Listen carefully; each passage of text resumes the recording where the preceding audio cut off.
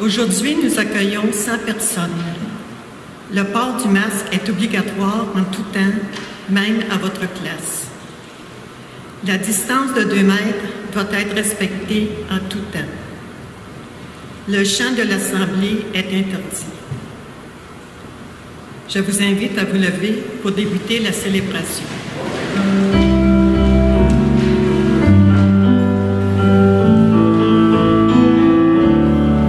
Il y a toujours une route, il y a toujours un chemin pour aller vers celui qui attend de nos mains qu'aujourd'hui soit l'espoir de demain. Il y a toujours une route, il y a toujours un chemin pour aller vers celui qui attend de nos mains qu'aujourd'hui soit l'espoir de demain.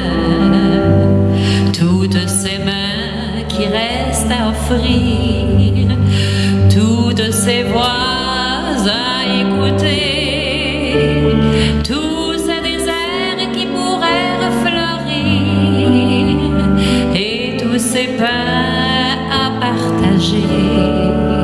Il y a toujours une route, il y a toujours un chemin pour aller vers celui qui attend de nos mains qu'aujourd'hui soit l'espoir de demain.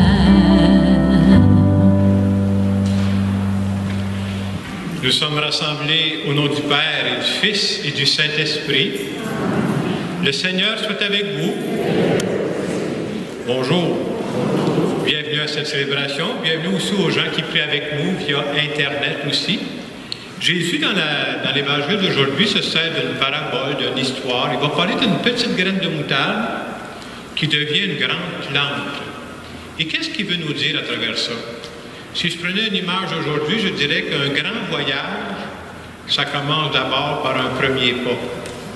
Et souvent, quand on regarde les belles réalisations de notre monde, ça a commencé par un petit geste de générosité qui a été additionné à un autre geste de générosité, puis Dieu s'est mis là-dedans, puis c'est devenu très grand.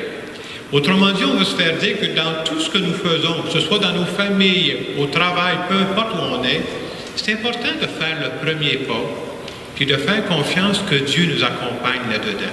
Alors cet après-midi, on vient demander à Dieu, augmente ma foi pour croire que tu es toujours là dans tout ce qu'on fait. Je vous invite à vous asseoir.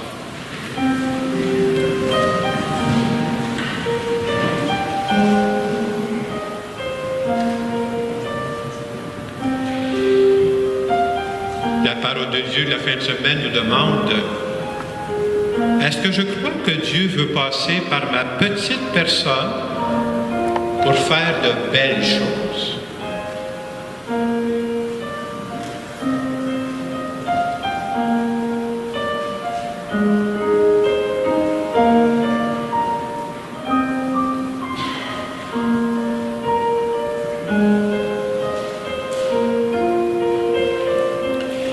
Seigneur Jésus, tu nous as dit que chaque petit geste était important à tes yeux.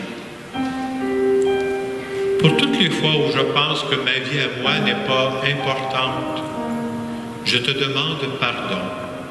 Seigneur, prends pitié. Seigneur Jésus, tu nous as dit que ton Père a de beaux projets pour chacune de nos personnes. Pour toutes les fois où je me contente de marcher sur l'air d'aller pour ne pas me faire déranger, je te demande pardon. Ô Christ, prends pitié. Seigneur Jésus, tu nous as dit que ton Père nous donne les grâces dont nous avons besoin pour faire le bien. Pour toutes les fois où je pense, Seigneur, que tu n'as plus besoin de moi, je te demande pardon. Seigneur, prends pitié. Que ce Dieu qui nous aime et qui veut passer par nous, qu'il nous bénisse. Le Père, le Fils et le Saint-Esprit. Amen. On peut se lever pour le chant du gloire à Dieu.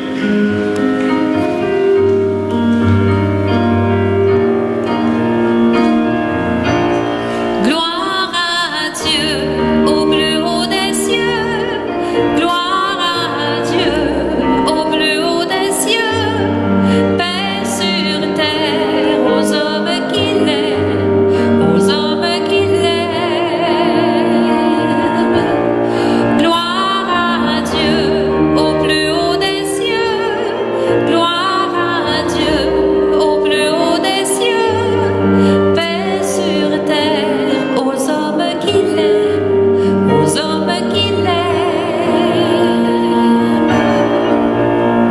et paix sur la terre aux hommes qui l'aiment. Nous te louons, nous te bénissons, nous t'adorons, nous te glorifions, nous te rendons grâce pour ton immense gloire. Seigneur Dieu, le roi du ciel, Dieu le Père tout-puissant, Jésus-Christ, Seigneur, Fils unique, agneau de Dieu, le Fils du Père. Gloire à Dieu au plus haut des cieux, gloire à Dieu au plus haut des cieux, paix sur terre aux hommes qui l'aiment, aux hommes qui l'aiment. Gloire à Dieu. Prions le Seigneur. Dieu Tout-Puissant, force de ceux qui espèrent en toi, sois favorable à nos appels. Puisque l'humain est fragile et que sans toi il ne peut rien, donne-nous toujours le secours de ta grâce. Ainsi nous pourrons, en observant tes commandements, vouloir et agir de manière à répondre à ton amour. Par Jésus-Christ, ton Fils, notre Seigneur et notre Dieu, qui vit et règne avec toi dans l'unité du Saint-Esprit, maintenant et pour les siècles des siècles. Amen.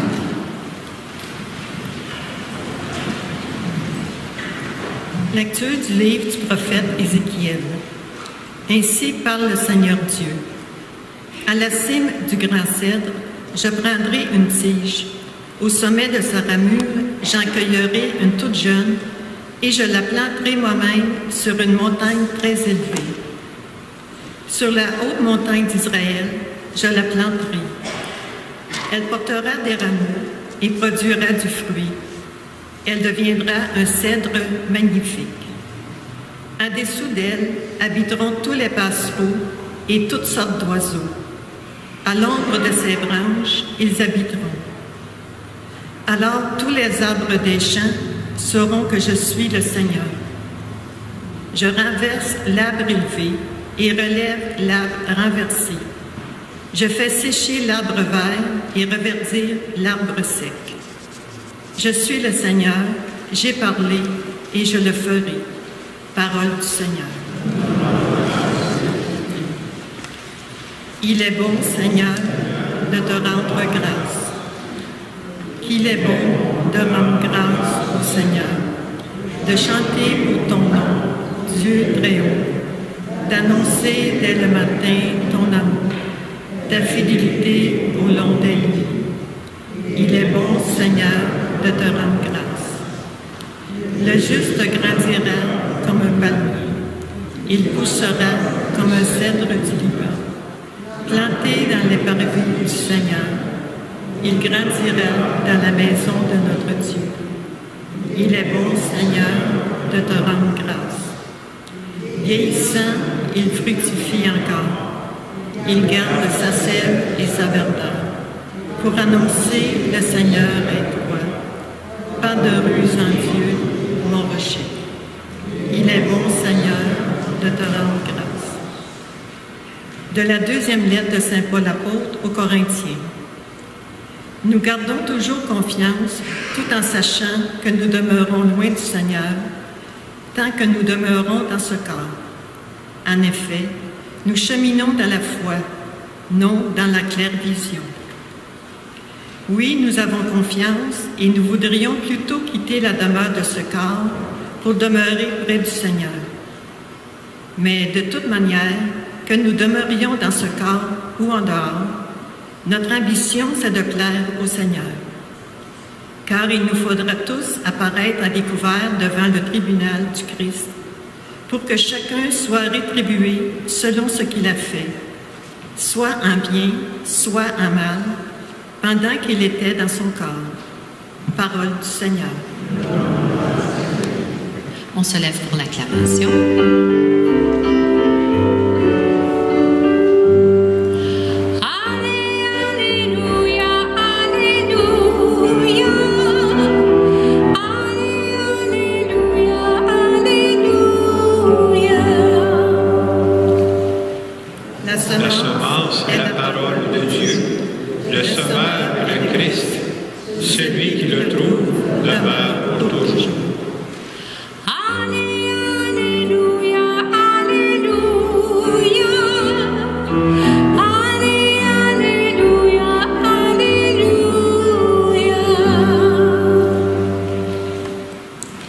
Le Seigneur soit avec vous.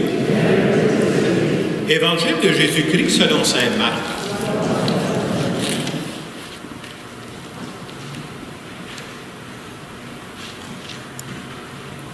En ce temps-là, parlant à la foule, Jésus disait, « Il en est du règne de Dieu comme d'un homme qui jette en terre la semence.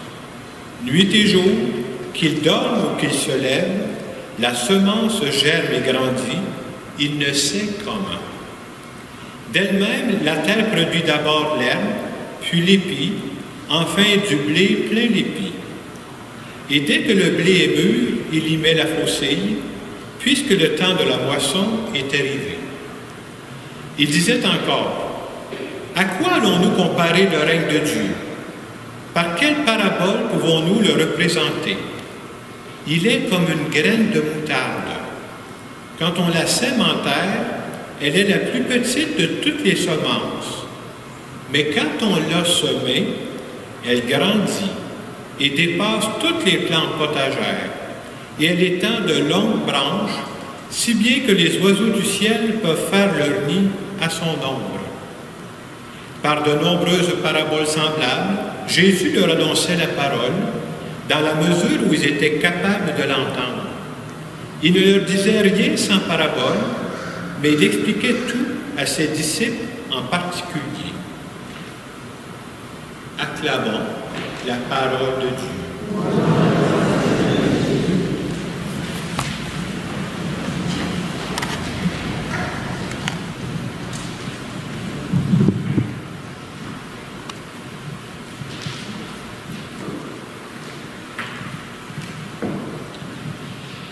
Dans l'Évangile qu'on vient d'entendre, Jésus se sert d'une parabole, d'une image, d'une comparaison pour passer son message. Il nous dit que le règne de Dieu, c'est-à-dire la façon de Dieu de fonctionner, ça ressemble à une graine de moutarde. Une graine de moutarde qui est toute petite. Quand on l'a semée, elle grandit, puis elle donne une des plus grandes plantes potagères. Qu'est-ce qu'il est en train de nous dire? Si je traduisais ça dans des mots d'aujourd'hui, Jésus est en train de nous dire, je vous donne des moyens pour découvrir comment je peux faire pour trouver des traces de Dieu, pas dans le ciel, là, dans le monde. Où est-ce que je peux voir ça dans notre monde, des traces? Là? Quand je vois ça, ça devrait m'allumer une lumière, Dieu est présent là-dedans. Là.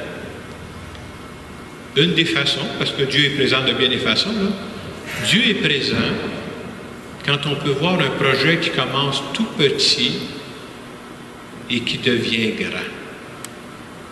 Dans ce temps-là, ça veut dire que c'est la faute des humains, mais ce n'est pas juste la faute des humains. C'est la faute de Dieu. La faute, comprenez ce que je veux dire? C'est l'action de Dieu qu'il y a là-dedans. Premier exemple que je pourrais vous donner, l'Église. Pensons au début de l'Église. Comment l'Église a commencé? Jésus commence en choisissant 12 apôtres. Et si vous regardez comme il faut, les 12 apôtres, là, ça vole pas haut. C'est-à-dire, c'est des gens très limités, il faut dire la vérité. Là. Et on se ramasse, nous autres, 2000 ans plus tard, puis l'Église existe encore. J'aime souvent dire, pour moi, c'est la preuve que l'Église, c'est une création de Dieu. Parce que si c'était juste des humains, avec toutes les erreurs que les humains ont faites, ça ferait longtemps que ça serait mort et enterré, ça. Et quand on regarde l'histoire de l'Église, j'ai eu la chance de suivre quelques cours en histoire de l'Église, il y a des choses qui ressortent clairement. Qu'est-ce qui ressort clairement, entre autres? Quand est-ce que l'Église commence à stagner, à diminuer? Je peux vous dire, c'est très, très simple. On voit ça au cours de tous les siècles. C'est quand l'Église devient une organisation. C'est une business. Une organisation, puis c'est nous autres qui mènent ça, puis ça marche. On mène ça avec notre force à nous. Ça ne prend pas de temps. Ça diminue, ça diminue, ça diminue.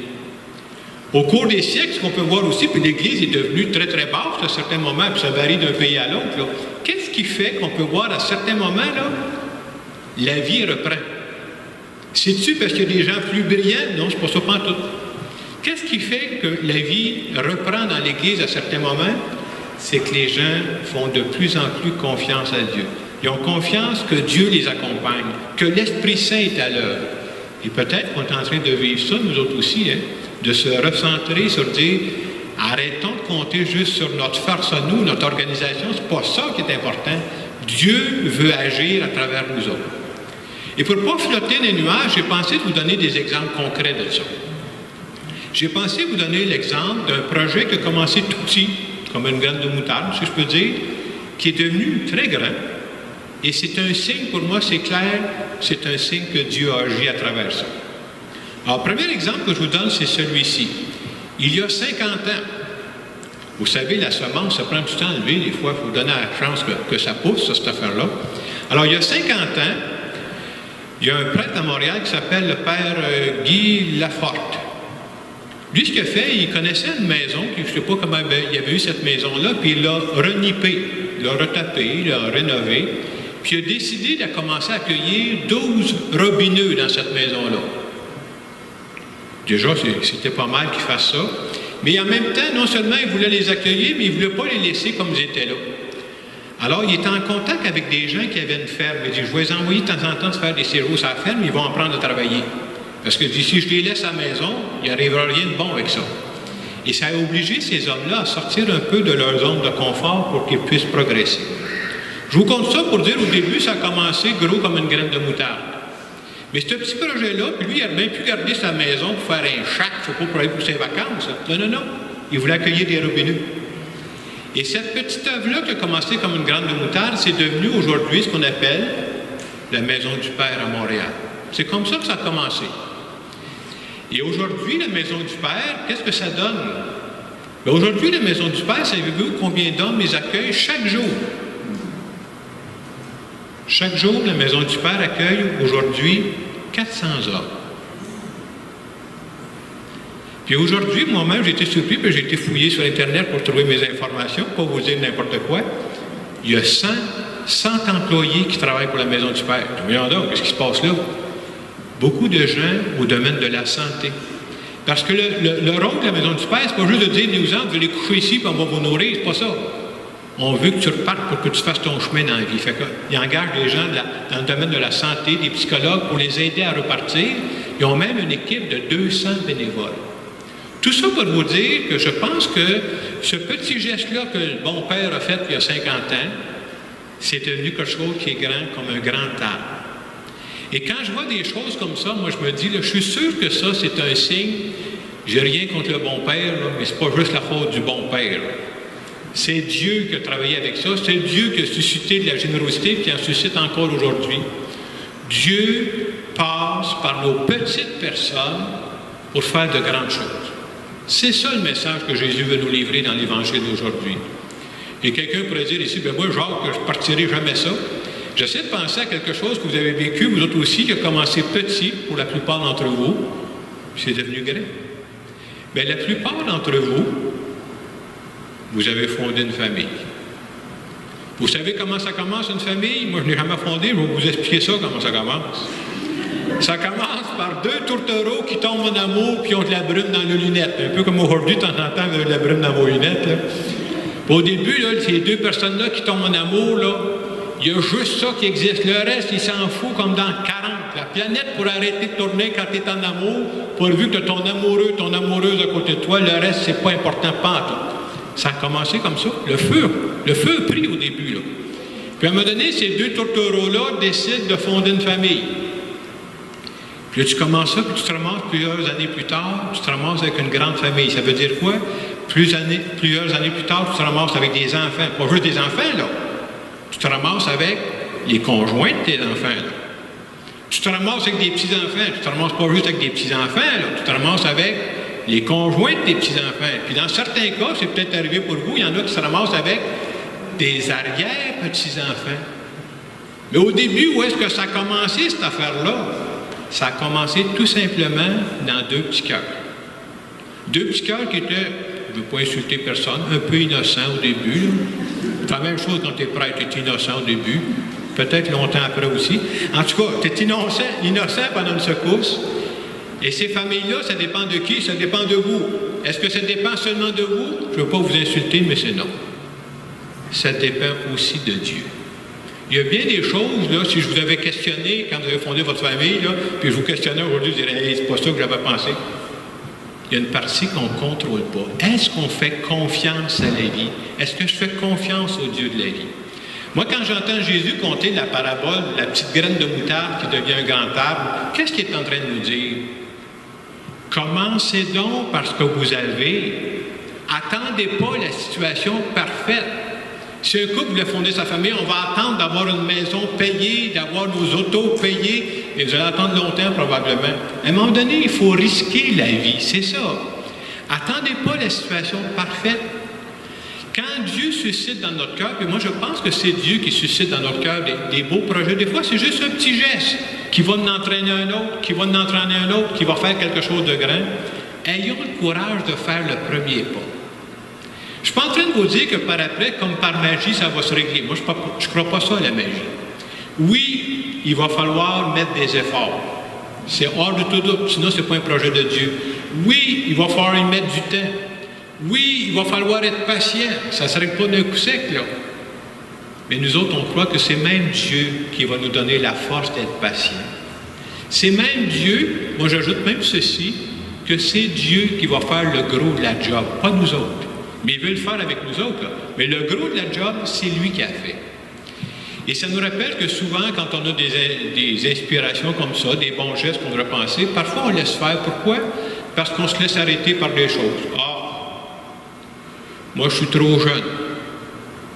Je pourrais dire, je suis trop vieux. Ou ben non, moi je n'ai pas assez de talent. Hein? Mais moi j'y arriverai jamais. Des raisons comme ça, on peut en trouver, mais le Père Laforce, s'il avait arrêté là-dessus, il n'aurait jamais parti son histoire aussi. Hein? Croire que Dieu est en train d'agir. Et comment on fait pour développer la confiance en Dieu, pour dire que ce n'est pas juste une histoire?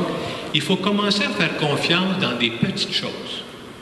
Prenez un contrat avec Dieu dans une petite affaire. Là. Commencez pas par les plus grandes, là, puis dites, regarde Dieu, là, ça, je vais faire ma part, puis j'ai hâte de voir comment tu vas agir. Et quand tu fais une expérience comme ça positive, ta foi augmente. Ta confiance augmente. Après ça, tu prends une situation plus difficile, plus grande encore un peu. Tu dis, je vais faire ma part, puis je te fais confiance. Qu'est-ce qui arrive? Ta foi augmente encore plus. Et c'est dans ces moments-là que Dieu réalise les plus belles choses à travers nos petites personnes. Le grand danger, c'est quand on démissionne avant de commencer. Moi, je pense la même chose de communauté. Ce que je viens de vous dire de personnes, quand je méditais là-dessus, je me suis dit, on vient de vivre une période où nos églises ont été à peu près fermées. Ce qu'on vient de vivre depuis un an, là, si vous voulez fermer une église, là, je ne connais pas de meilleure méthode. Peut-être que vous en connaissez des meilleures que moi, là. Pour faire en sorte qu'une église meure, là, c'est ce qu'on vient de vivre depuis un an et quelques. Et je me disais, et si Dieu voulait passer par nos petites paroisses pour repartir un autre genre de projet, pour faire quelque chose de grand avec nos petites paroisses, est-ce qu'on serait prêt à faire confiance à Dieu? Moi, en tout cas, je médite là-dessus. Alors, en terminant cette homélie, j'aimerais tout simplement faire une prière en notre nom à tous, parce que je crois que Dieu nous travaille tout le monde dans chacun de nos cœurs.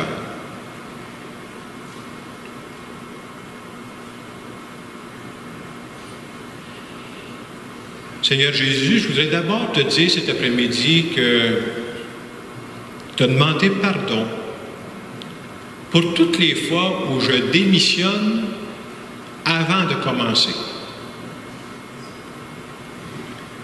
Je crois encore que tu veux passer par nos petites personnes pour faire de grandes choses qui pourraient nous dépasser. Et je veux te dire que je veux continuer de faire plus attention à ce que tu suggères à mon cœur, des bonnes pensées que tu m'envoies, des suggestions, des gestes que je pourrais poser, pour que je sois attentif à tout ce que tu m'envoies. Et je veux te dire surtout que je suis heureux de faire équipe avec toi. Amen. Pour que cette parole de Dieu soit concrète, j'aimerais vous inviter à penser, y a-t-il un geste que je pourrais faire cette semaine? Je ne vous parle pas d'un gros geste, là. Un petit geste qui pourrait faire plaisir à quelqu'un. Ça peut être dans votre famille, ça peut être dans vos relations, ça peut être un mot d'encouragement, un petit geste Et dis à Dieu, là, je fais ce petit geste-là, puis j'ai confiance que tu vas l'augmenter. Tu vas faire quelque chose de plus grand à partir de ce petit geste.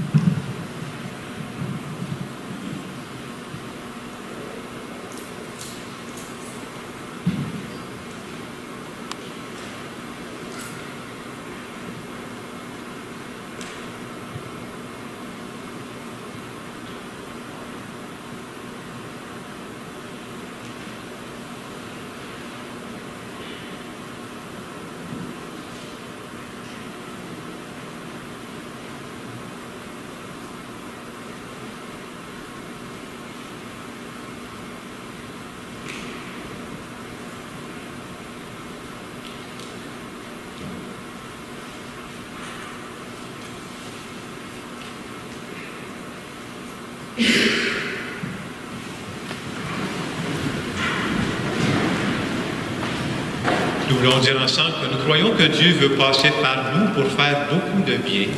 Je crois en Dieu, le Père puissant, Créateur du ciel et de la terre, et en Jésus-Christ, son Fils unique, notre Seigneur, qui a été conçu du Saint-Esprit, est né de la Vierge Marie, a souffert sous Ponce Pilate, a été crucifié, est mort et a été enseveli, est descendu aux enfers, le troisième jour est ressuscité des morts, est monté aux cieux, est assis à la droite de Dieu le Père puissant, d'où il viendra juger les vivants et les morts.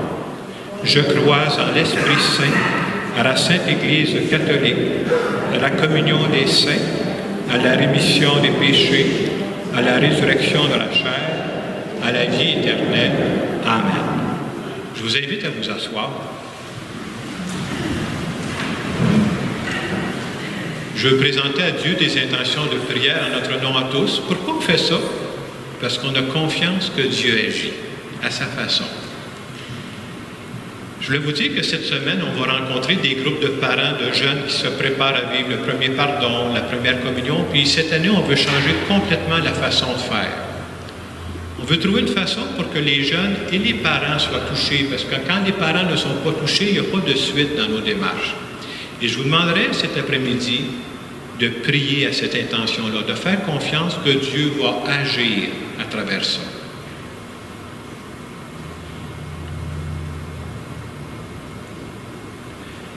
Seigneur, nous te prions. En circulant dans les rangées, tantôt, quelqu'un m'a demandé de prier pour Charlotte, 28 ans, qui a été opérée pour le foie, puis il y a des complications.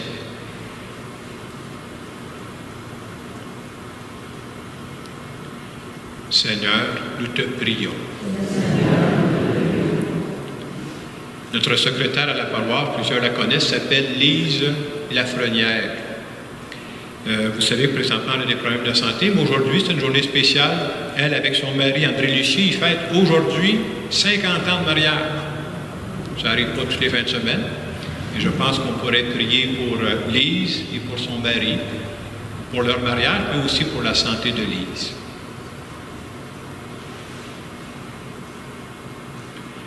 Seigneur, nous te prions. Nous allons maintenant continuer notre célébration.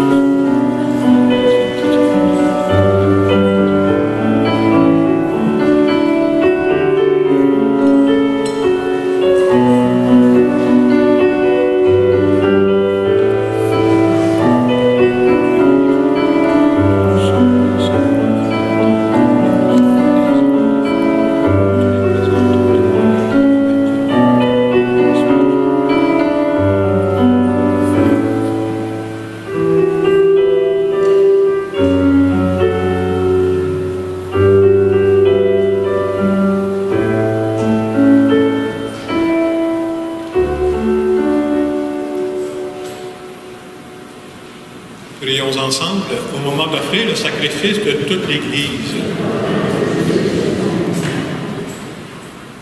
Tu as voulu que nous trouvions, Seigneur, dans les biens que nous te présentons, les nourritures de cette vie et le sacrement d'une vie nouvelle. Fais que nos corps et nos âmes puissent toujours en bénéficier. Par Jésus, le Christ, notre Seigneur. Le Seigneur soit avec vous. Élevons notre cœur. Rendons grâce au Seigneur notre Dieu.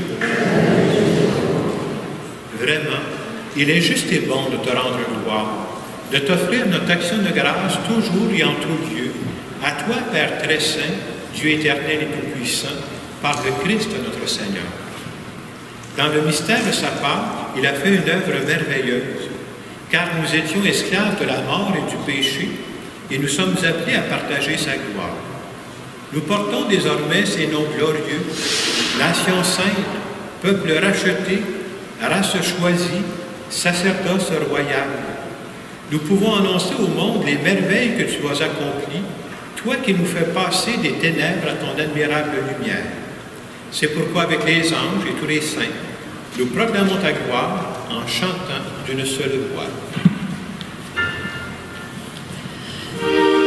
Tu es saint, Dieu de l'univers, tu es saint, Dieu de l'univers, Hosanna au plus haut des cieux, au plus haut des cieux.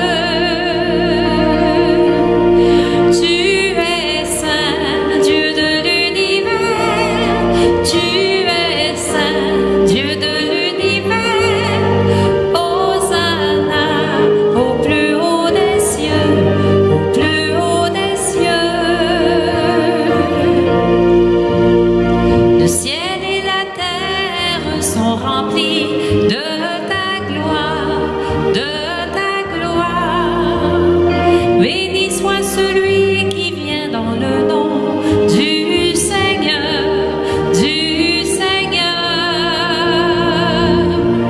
Tu es saint, Dieu de l'univers, tu es saint, Dieu de l'univers, Hosanna au plus haut des cieux, au plus haut des cieux. Tu es saint.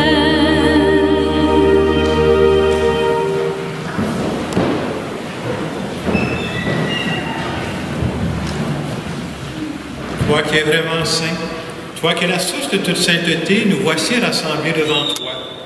Et dans la communion de toute l'Église, en ce premier jour de la semaine, nous célébrons le jour où le Christ est ressuscité d'entre les morts. Par lui que tu as élevé à ta droite, Dieu notre Père, nous te prions.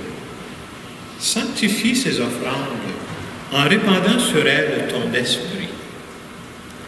Qu'elles deviennent pour nous le corps et le sang de Jésus, le Christ, notre Seigneur.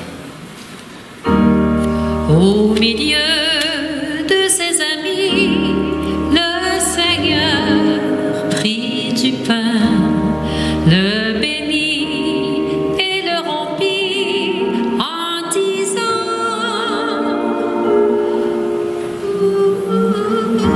Prenez et mangez-en tous. Ceci est mon corps, livré pour vous. À la fin de ce repas, le Seigneur prit du vin, rendant grâce, il le bénit en disant: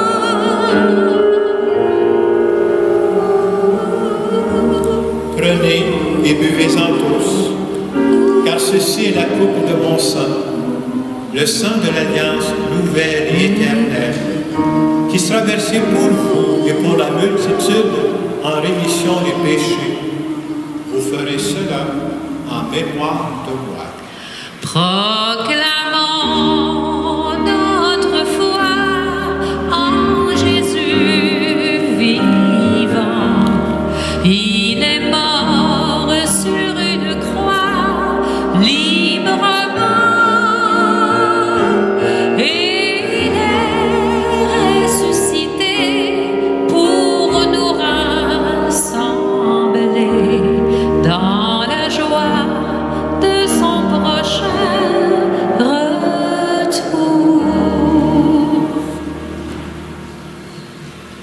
ainsi mémoire de la mort et de la résurrection de ton Fils, nous t'offrons, Seigneur, le pain de la vie et la coupe du salut, et nous te rendons grâce car tu nous as choisis pour servir en ta présence. Humblement, nous te demandons qu'en ayant part au corps et au sang du Christ, nous soyons rassemblés par l'Esprit Saint en un seul corps. Souviens-toi, Seigneur, de ton Église répandue à travers le monde. Fais-la grandir dans ta charité avec le pape François, notre évêque Christian et tous ceux qui ont la charge de ton peuple. Souviens-toi aussi de nos frères et sœurs qui se sont endormis dans l'espérance de la résurrection, de tous les hommes et de toutes les femmes qui ont quitté cette vie. Reçois-les dans ta lumière auprès de toi. Aujourd'hui, nous prions en particulier aux intentions de Jeanne d'Arc et Louis Bergeron, pour les gens de la famille Trudel et Fluet, pour Gérard Daigle, et la messe est offerte aussi en remerciement. Sur nous tous, enfin, nous implorons ta bonté.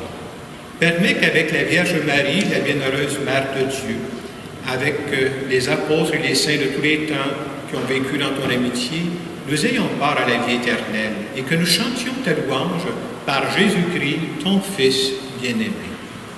Par lui, avec lui, à toi, Dieu le Père puissant, dans l'unité du Saint-Esprit, tout honneur et toute gloire pour les siècles et les siècles. Dans l'Évangile d'aujourd'hui, Jésus nous parle d'une petite graine de moutarde qui devient un grand arbre pour montrer qu'on peut partir de petites choses. Depuis quelques semaines, j'ai commencé à écouter de temps en temps une émission qui s'appelle « Dans l'œil du dragon ». Je ne sais pas si vous avez déjà écouté ça. C'est des gens qui partent des petites business, là. Ça part tout petit, puis à un moment donné, ça devient, je ne sais pas, il y en a un qui vendait du chocolat, il en vendait pour 200, puis 2 ans après, il en vend pour 2 millions. Puis je dis, ouais, mes amis, lui, il est au monde. Mais je me suis dit, nous autres, c'est pas dans l'œil du dragon, c'est dans l'œil de Dieu. On croit que nos petits gestes, ça vaut la peine de les poser parce que Dieu va les multiplier. Puis si on voyait ce que nos petits gestes qui vont en entraîner un autre, qui vont en entraîner un autre, qu'est-ce que ça peut donner dans 2 ans? Qu'est-ce que ça peut donner dans 5 ans? On serait surpris de ça. Et ce qu'on veut dire en priant Dieu, je te fais confiance que tu nous accompagnes dans tout ce qu'on fait. Notre Père, qui es aux cieux, que ton nom soit sanctifié, que ton règne vienne, que ta volonté soit faite sur la terre comme au ciel. Donne-nous aujourd'hui notre pain de ce jour. Pardonne-nous nos offenses, comme nous pardonnons aussi à ceux qui nous ont offensés. Et ne nous laisse pas entrer en tentation, mais délivre-nous du mal. Délivre-nous de tout mal, Seigneur, et donne la paix à notre temps. Par ta miséricorde, libère-nous du péché. Rassure-nous devant les épreuves. En cette vie, nous espérons le bonheur que tu promets et l'avènement de Jésus-Christ, notre Sauveur.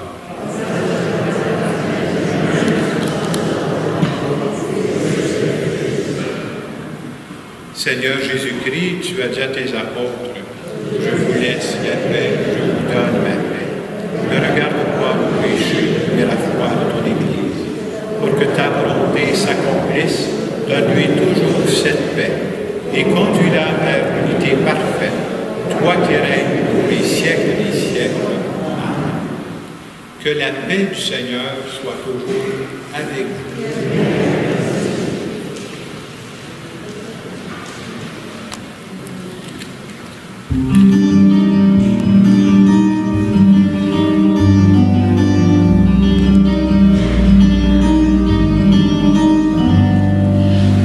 Agneau de Dieu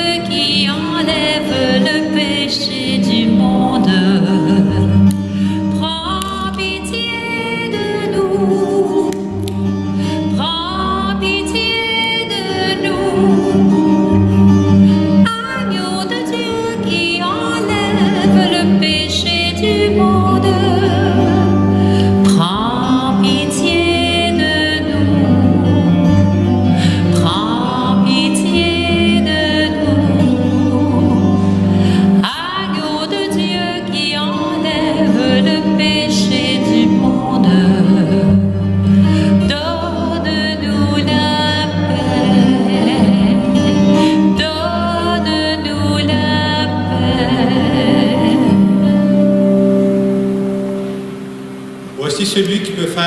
grandes choses à partir de nos petites personnes.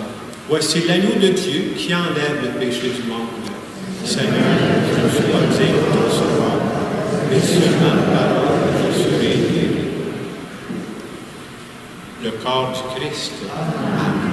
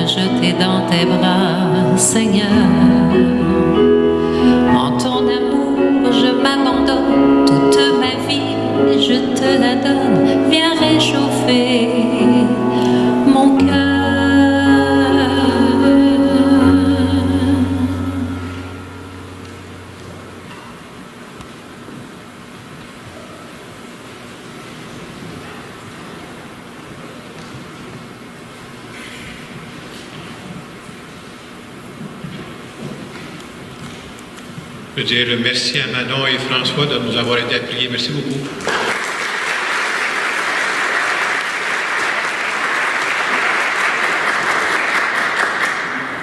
Je vais vous dire que de ce temps-là, on va avoir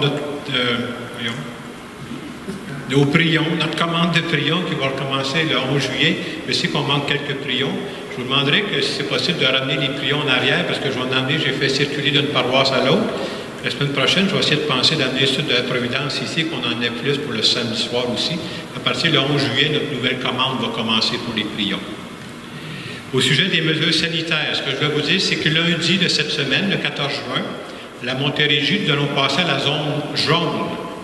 Alors, qu'est-ce que ça change pour nous dans les églises? Ça change qu'on peut être 250 personnes maximum, mais il faut garder le 2 mètres de distance, bien entendu. Donc, jusqu'à 250, mais en gardant le 2 mètres de distance.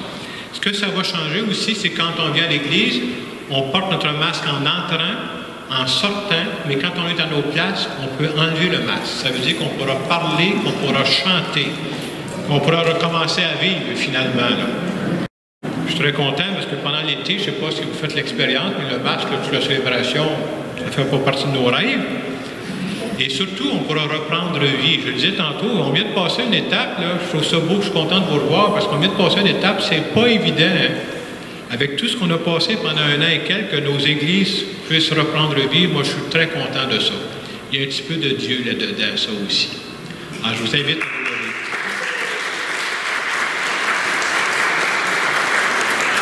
Je vous invite à vous lever pour une dernière prière.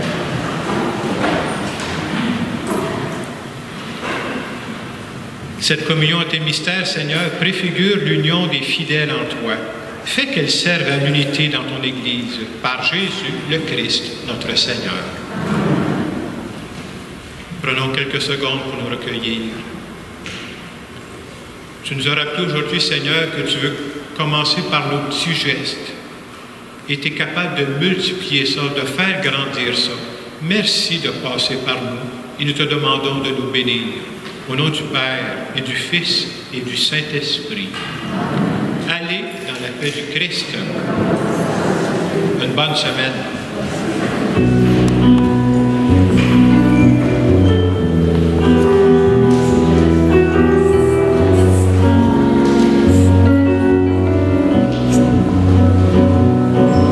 Salam, shalom, shalom, salam. Déposons les armes pour que vive l'homme. Shalom, salam, salam, shalom. La vie nous proclame paix à tous les hommes. Ni les larmes, ni les cris n'ont jamais d'accent. Toujours au bout des fusils, la même couleur du sang. La la la la la la.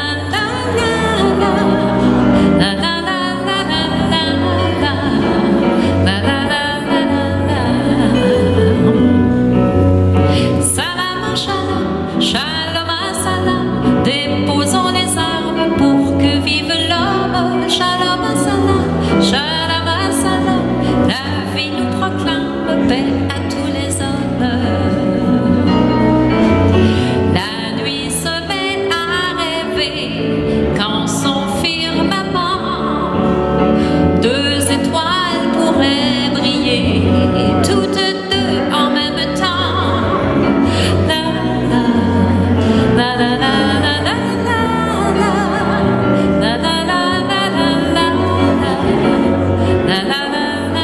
La